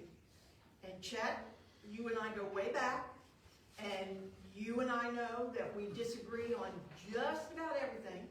However, a while back, and if I had my borough phone with me, I could show you my phone too, I decided a while back that I was no longer going to read the emails from you because of the disparaging comments. Now, what you think is disparaging might be one thing, what I think is another. We have agreed to disagree, have we not? Through the years. However, I do have a statement that I wrote today. And in this statement, it says someplace, and you'll hear it, that I don't do things or say things to get people to like me. And those in this audience who know me the best know that that's true. My favorite saying is that I don't really give a rat's, and I'll clean it up and say behind, what people think of me. I was elected by a town to do what I think is honest and fair and right. And that's what I do, and that's what I say. So here goes my statement. Through the years, with the exception of some aforementioned emails, I have read every word of every letter and text, and I listened to every single thing that has been said about Lake Topanemus. I have done so with an open mind and a real desire to fix whatever may be wrong there. In matters that are controversial, I never accept someone else's word as fact. You who know me know that's the truth. I do my homework. I do my own investigations.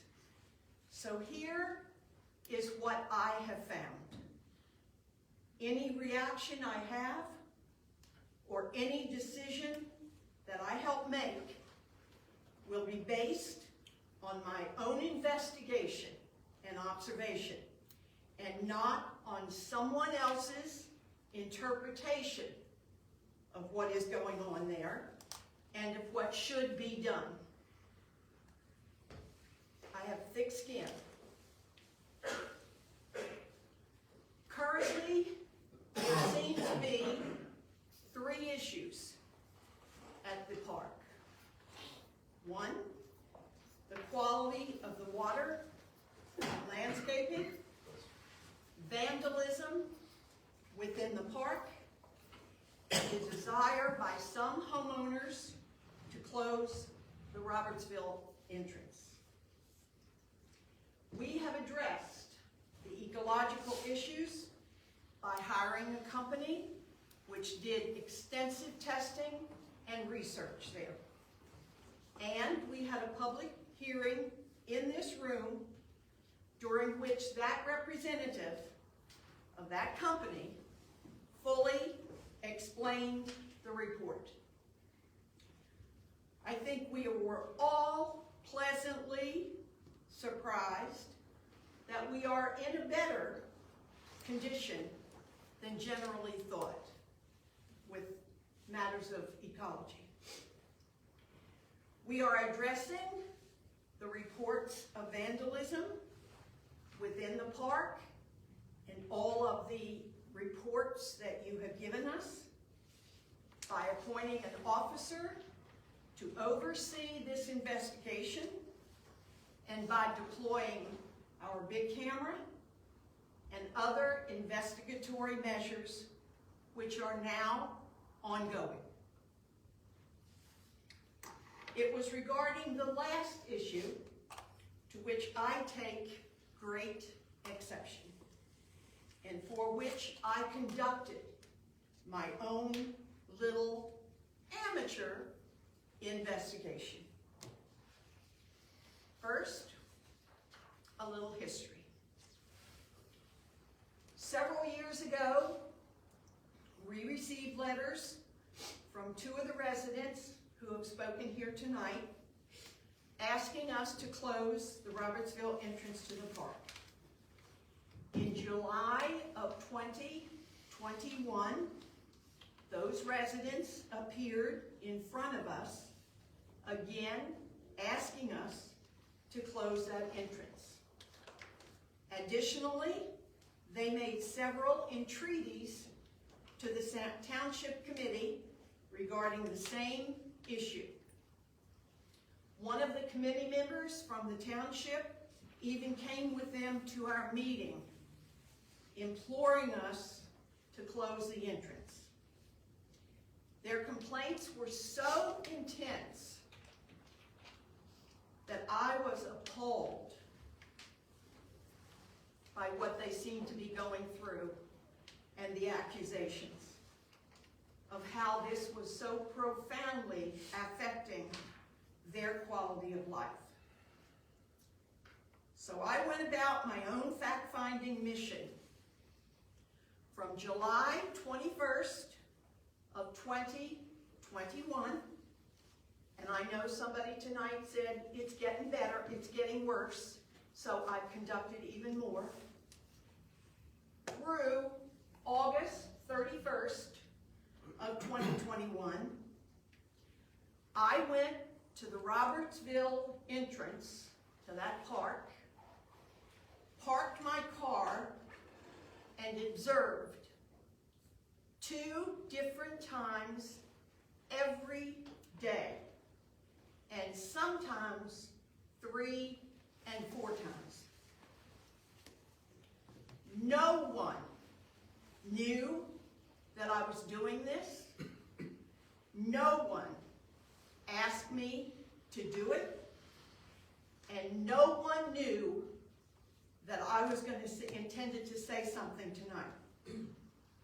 Thoughts, observations, and conclusions are mine and mine alone. So if you want to attack somebody, you attack me, because this is my work. If you want to say that I'm being disrespectful, say it. I went to the park at various times between dawn and dusk, because the time between dusk and dawn is all covered by ordinance and posted laws.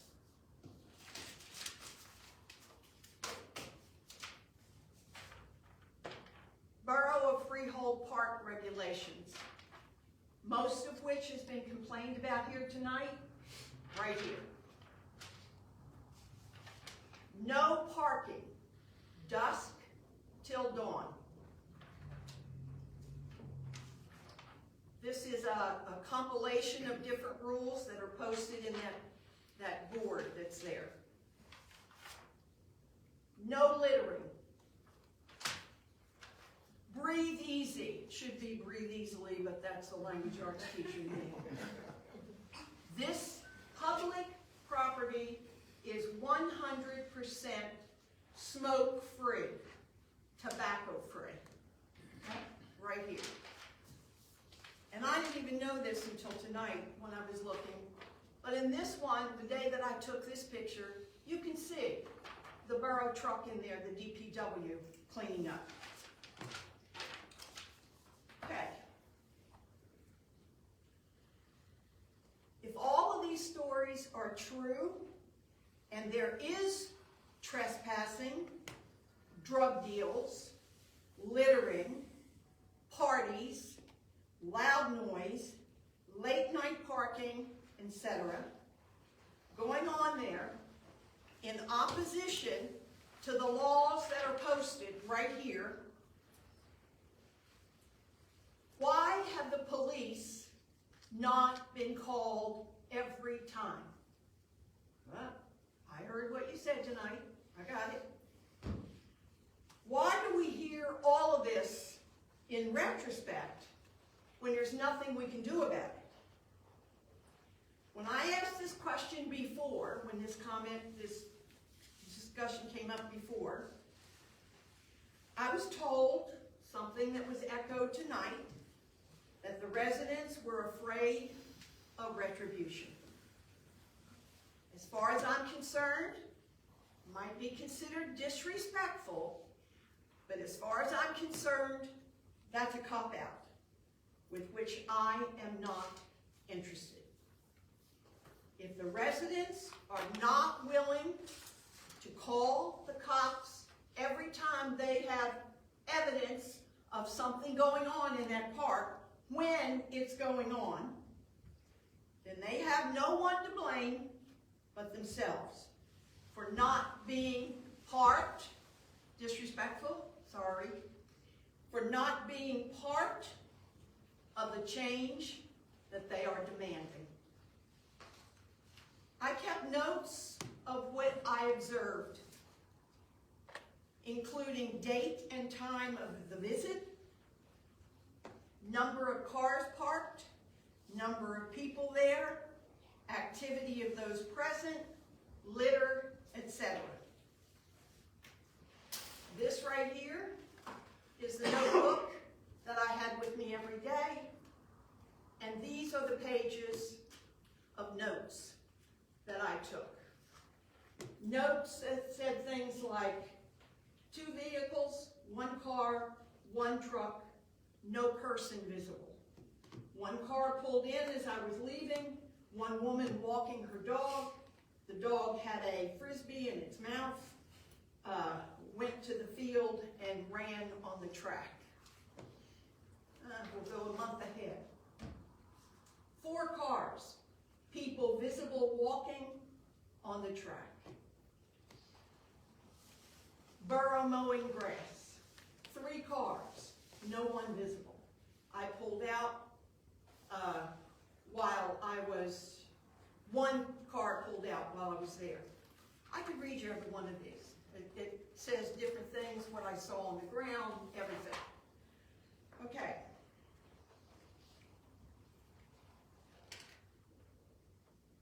I visited the park a total of 64 times, and I stayed for 15 to 30 minutes each time, never fewer than 15 minutes. I saw a beautifully maintained park, which is being used as it should be used. I saw individuals and families of all ages and all ethnicities walking, running, walking dogs, pushing babies in strollers, bicycling, reading, and or relaxing in their cars, as I was doing. I talked to 2 different times, older walkers, and asked them if they felt safe there and if they had ever seen anything nefarious going on in the park. They both told me that they were frequent visitors to the park. These were elderly folks. And that they felt perfectly safe. They'd never been there when they didn't feel safe. I asked them what they thought of closing the Robertsville entrance, and both of them reacted, 2 people, with dismay as to why that would even ever be done. And both told me that they would have to stop using the park if that happened. Furthermore, during my 64 visits, I saw a total of 162 vehicles, only 3 of which were from out of state, 2 from New York and 1 from Pennsylvania. I saw very little trash, including several cigarette butts in the gravel the first day that I visited. Other than that, I think this is silly, honest to God truth. On various days, I saw 2 crushed water bottles, 4 pieces of paper by the trash can, 1 Wawa styrofoam cup, 1 crushed Coke can, 1 tissue, 1 paper napkin, and 1 Dunkin' Donut bag. I saw DPW personnel cleaning and mowing on several visits, and I saw police officers driving out of the park twice. With all of this said, I will share several of my conclusions and 1 recommendation.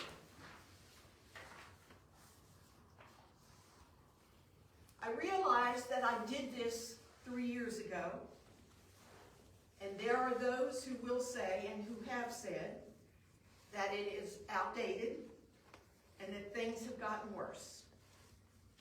So when the complaints started to reappear, I started my visit again. After a few visits, it became clear to me that my research is just as relevant today as it was then. I could not be more proud of this little piece of heaven called Lake Toponemus and of the opportunities it affords the residents who use it. I could not have more respect and appreciation than I do for the commissioners who freely give of their time, knowledge, and talents to keep this park going. I cannot agree with the residents. I wanted to. I started all of this because I heard what they said, and I wanted to find something wrong down there that we could fix. I cannot agree with the residents who are complaining. I really went into this looking for a problem so that we could fix it, but I didn't find one. In many ways, they are preaching to the choir with me, because I live on Highway 33, State Highway 33. I live almost on the highway, across the street from the Freehold Raceway. There have been lots of times things have happened in my yard, around my house, but at no point could I ever, without a shadow of a doubt, say, well, that's coming from the racetrack, the clientele at the racetrack, or that's coming from the traffic on the highway. I'm repeating myself. You cannot imagine some of the things that I find in my yard, including condoms. I don't know if they're used or not because I don't examine them that closely. Some of the traffic and noise issues with which I deal, not to mention stray knocks on my doors, dirt, dust, blaring car radios, speeding, etc. But I have not complained to anyone about that, because the day that I signed the papers, my husband and I signed the papers to buy that house, that highway and that racetrack were both there. And I knew exactly what that meant and what could happen there. Do you get what I'm saying? The wishes of a few homeowners, not being disrespectful, who bought their homes knowing that that is a park, and everything that goes along with that, I'm sorry, but do not trump the thousands of people who use, respect, and enjoy this beautiful oasis. To expect people to walk from the Pond Road entrance to the Robertsville entrance in order to perhaps use the track, it is too ludicrous to address.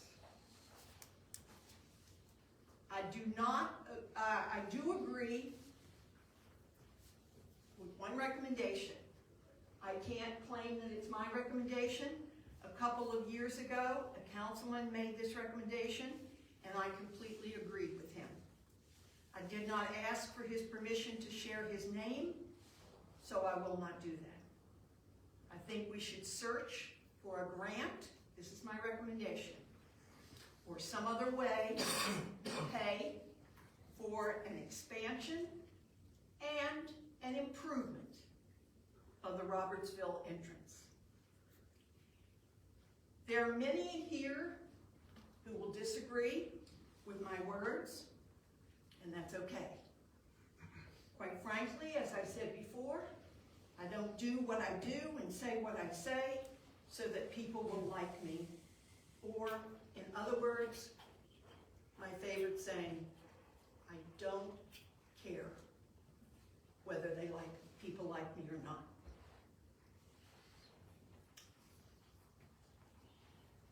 Whether you agree with my study or not, I am being 1,000% honest with what I'm saying. I'm committed to it. I blow smoke to no one. I am absolutely committed to no one except the residents in Freehold Borough. It is in my nature to say and do what I think is right and good and fair. I am committed, and you have my promise, I am committed to seeing the ecological report followed, whatever it takes.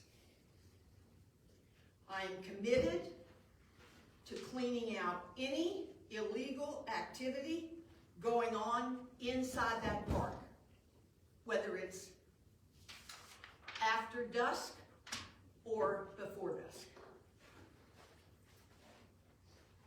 I am just as committed to keeping the Robertsville entrance open and possibly improved.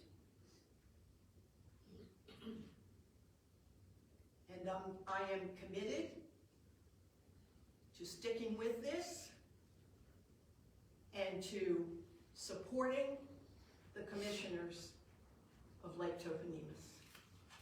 Thank you.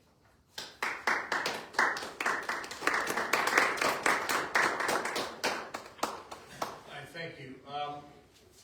What I'm going to do, if anyone from the public who has not spoken yet, we still haven't closed the public portion. Somebody who has not spoken would like to speak, make a comment, please come forward now. If not, I'd entertain a motion to close the public portion. I'd like to make a motion to close the public portion. So be it. Second. Roll call, please. Councilperson Benedetto? Yes. Friedman? Yes. Jordan? Yes. Reich? Yes. Rogers? Yes. Schutzer? Yes. All right, our public comment portion is closed. We're going to go to council comments because I know there's other council comments. I'll come back to you. So let's. All right. So we'll start with Council President Schutzer. I want to announce the McGacken Award winners for this year. The McGacken team, the former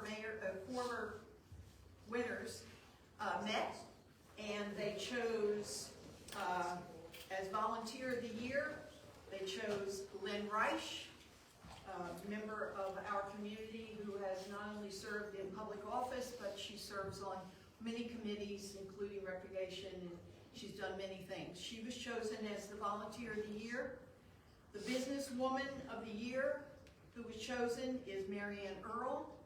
And the organization that was chosen is the Safety Net. So May 17th, we are having that commemorative dinner at the American Hotel. Tickets will be available soon, and we hope that you will come and join with us in honoring these people who work so hard to make our town what it is. Thank you. That's all I have. Thank you. Councilmember Benedetto. Yes, thank you all for coming out. I would like to thank the commission this past Saturday. They did a great job in moving some grasses around and transplanting them down to Shoreline. They did such a great job that somebody called the police on them, and the police were out there, from what I heard, investigating. So it does We're all still here. police. Although I'm going to try to buy Jimmy Lau a nice pair of gloves, so he can take them off when he uses my steering wheel in my truck again. It's full of dirt. The steering wheel, not the truck. I knew was going to happen. I was clowning around with Jimmy. Thank you all for coming out. Thank you. Councilmember Jordan. Thank you. Just got a couple quick things. For those of you who might be aware, Recreation has launched a basketball league. We haven't had one for quite some time in the borough since the YMCA has left, and there was a real need for it. So we had some amazing community volunteers approach Recreation, said we want to do this for you guys. So if anybody has an opportunity, they have their games at Park Avenue School on Saturdays, starting around 9 a.m. One on one, take a look. We've got a little over 100 kids participating, and it's well worth the effort. So if anybody wants to see some of the great things going on. Also, Recreation will be welcoming the Easter Bunny again this year at the library, in front of the library, on March 23rd. It's going to be from 11 to 1 p.m. So come on out and enjoy a visit with the bunny. You can take your own photos. And just one more thing, speaking of the library, construction is starting to wind down. So within the next month or so, we hope to be starting to move some of the library, the books that have been stored here, all materials, back into the library. So look for that soft opening for within the next month or so. That's all I have. Thank you. Thank you. Councilmember Rogers. Thank you. I want to take a moment to read the resolution for Black History Month because I think it's important that, we have, that it's read. Resolution recognizing February 2024 as Black History Month in the Borough of Freehold. Whereas the Borough of Freehold, County of Monmouth, the borough is a public body, corporate, and politic of the state of New Jersey, and whereas the Mayor and Council of the Borough of Freehold honor the heritage of African Americans and acknowledge their many contributions to our nation, our state, and our borough, and whereas the origin of Black History Month began in 1915, half a century after the 13th Amendment abolished slavery in the United States and grew out of Negro History Week. The creation of noted historian Carter G. Woodson and other prominent African Americans. And whereas with the Civil Rights Movement and growing awareness of Black identity, Black History Month or National African American History Month evolved to an annual celebration of achievements by Black Americans and a time for recognizing the central role of African Americans in U.S. history. And whereas the Association for the Study of African American Life and History, the founders of Black History Month, announced that the 2024 theme of Black History Month is African Americans in the Arts. And whereas the Black History Month is a time to recognize and honor the many people, events, and significant contributions of Black people to our community, nation, and world despite living under difficult and unjust circumstances. And whereas remaining hopeful and confident about the path ahead and a time to acknowledge the courageous fight for the rights, liberty, and freedoms for all Americans, the Borough of Freehold observes and honors Black History Month and encourages educators, students, and families to learn about the heritage and achievements of African Americans through appropriate programs. Now therefore be it resolved that the Mayor and Council of the Borough of Freehold join with the citizens of the borough to observe and honor Black History Month and recognize the tremendous contributions made by African Americans. I thought it was important to read this because Black History Month is not just a way to make someone sound better than the other. Black History Month is a celebration of achievements of Black Americans who came from being an enslaved people who could not even own, who were considered property, could not even own property, to inventors, educators, police officers. You know, there was a time when I couldn't even be sitting here. So I think it's important that we acknowledge that while we have come a long way as a society in recognizing the achievements of Black Americans, we still have a ways to go. And Black History Month is just a reminder of our history and how far we have come. The other thing I want to mention, and I'm sorry the gentleman left, but I have an issue with the word illegal when referring to human beings. So when you start referring to people as illegal, you have immediately lost me, because there is no such thing as an illegal human being. There are people who are here undocumented, people who have escaped horrors in their countries, and the only way they could get here was through someone taking advantage of them. You cannot look at a person and determine that they're here undocumented. So you can say that you think they are, but you can't look at a person and determine that that person is here undocumented. And I take great offense when people refer to people that way. Because we are here, we are a diverse town. Both Freehold Borough and Freehold Township are extremely diverse. And I have neighbors who walk down my street who are the most polite people that you ever want to meet. My neighbor across the street was having a party, and they said to me, if the music gets too loud, you just come over and let us know, and we will turn it down. It's all about communication and how you treat people and how you respect people. So the minute you start referring to people in a derogatory way, you've lost me to your cause, to whatever it is that you're complaining about. You've lost me. And I will say that over and over and over again. There is no such thing as an illegal person. There may be people here who are undocumented, and that is an issue that we're facing as a community and as a nation. I don't deny that. But I also try and understand from their perspective where they're coming from and what they're escaping and what they're doing to try to save their family, just like I would do to try and save my family. So I just wanted to make that clear. I'm also not in favor of closing that entrance to Robertsville Road. That is my preferred entrance because I like to walk the circle. And I park there all the time. I consider myself to be a law-abiding citizen. I don't smoke pot. I don't park there and just sit in my car unless I'm reading a book or it's too cold. But I would never be in favor of closing that entrance. And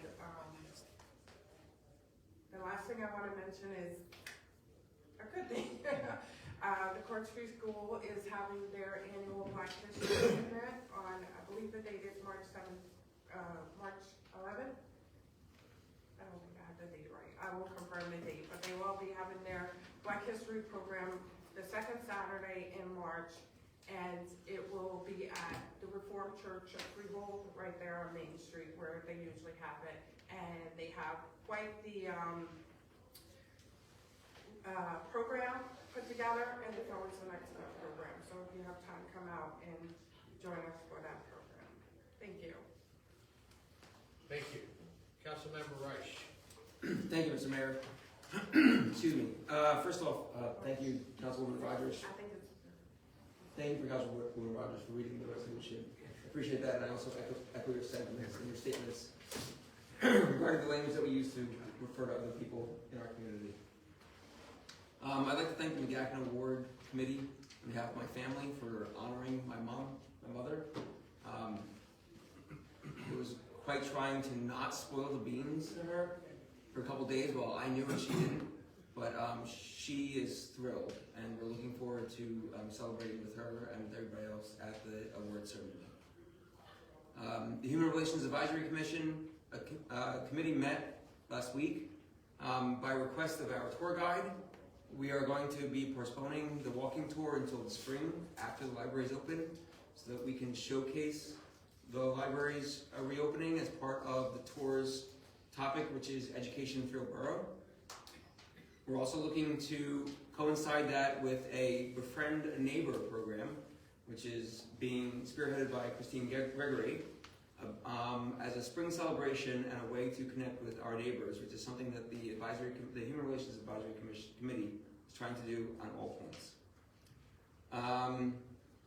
In regards to the TNVR program, comment came up that if you are a cat colony organizer, you have to register with the Monmouth County ASPCA. So if you don't know how to do that, please contact Borough Hall and we'll help you do that. Something on the horizon, the Monmouth County Diversity Alliance's Red and Black on the Green Juneteenth Gala is tickets are now being sold for the Sunday, June 23rd at 5 p.m. event at the Bella Vista Country Club. My wife and I have gone for the past couple years, and it is a fantastic and lovely event. And if you are available that evening, please attend. And last but not least, I'm looking forward to hopefully celebrating with a number of you at the Spooktacular's My Bloody Valentine's Day dance this Saturday night. It's at the Elks Club at 7 p.m. And yes, I have a new jacket.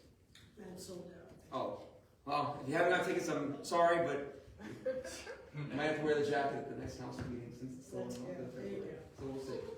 That's all I have, Mr. Mayor. Thank you. Thank you. Councilmember Green. Yes, thank you, Mr. Mayor. I just want to touch on two things. Our CR9, which was the approval of the neighborhood preservation program. Residents and people should take a look at that. There's a lot of wonderful things going on in there.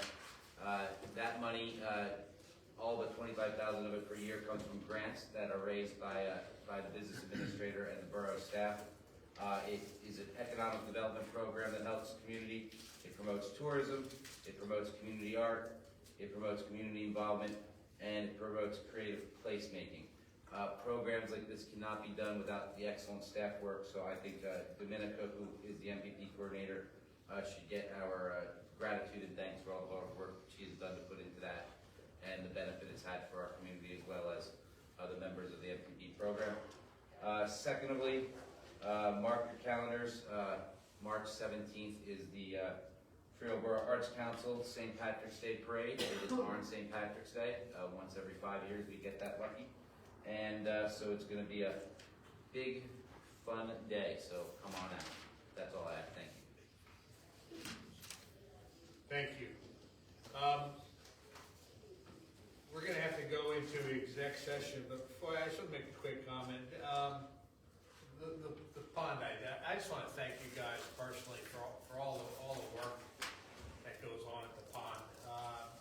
They didn't stick around to hear the rest of the council comments, but we're not closing that entrance. I like your idea, Sharon, that we go with Steve's plan from 3 years ago and expand it and put a gate in there and close it off at night.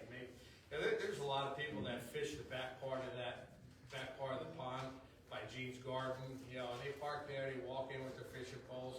Ellen goes there every day and walks. We were there Sunday. The park has never looked better, and it's all because of your efforts, and the efforts of some grant money to be able to do the things, give you the money to do the things that you do. But you hit the nail on the head. But it's ridiculous. We are not.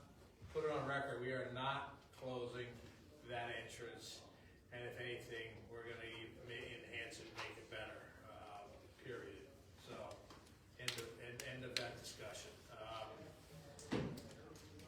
not going to get started, but thank you. Personally, thank you guys for coming and for all the work that all of you do. Item 16 this evening is a resolution authorizing a meeting not open to the public in accordance with the provisions of New Jersey Open Public Meetings Act, NJSA 10:4-12B5, purchase, lease, or acquisition of real property with public funds. Someone like to move that, please? I'll move that. Second. Discussion, roll call, please. Councilperson Benedetto? Yes. Friedman? Yes. Jordan? Yes. Wright? Yes. Rogers? Shelter? Yeah. All right, that resolution is adopted. We're gonna go into executive session. We're gonna come back out to close the meeting. No business is gonna be transacted or anything, but thank you all for coming out tonight. We really appreciate it. Enjoy the rest of the evening, but, thank you very much for coming out. Thank you. Did you want these? I'm sure you could leave them in case anybody inquires. Okay. I'll wrap them up. Okay, talk to you later. Take care, Steve. Who's the guy in the corner? Hold on a second.